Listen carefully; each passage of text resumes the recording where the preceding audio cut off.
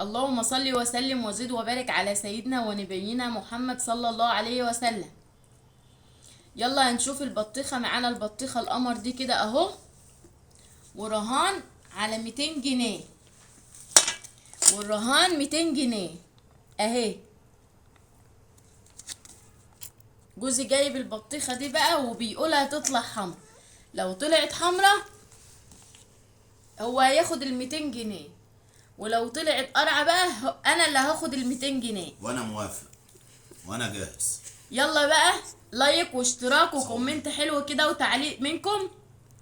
يلا بقى هنفتح البطيخة دي، يا ترى هي هتبقى حمرا ولا قرعة؟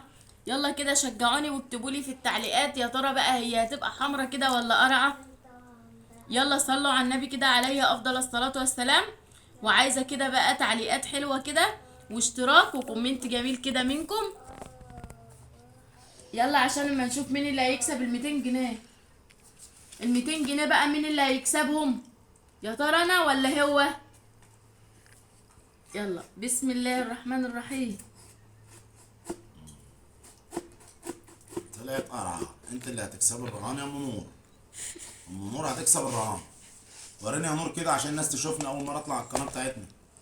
اه يا نور في ايه؟ صورينا عشان نشوفوا ان انا اول مره اطلع على القناه بتاعت. السلام عليكم، ازيكم عاملين ايه؟ انا اول مره اطلع معاكم. وام نور بقى تبقى تتكلم وتقول ايه في المونتاج كل حاجه حلوه. خش على البطيخه تاني يا نور.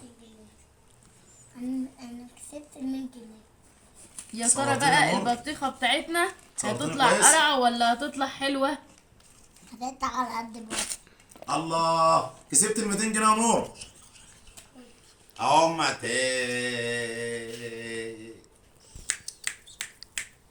كسبت ال 200. وادي حلال عليا. البطيخة.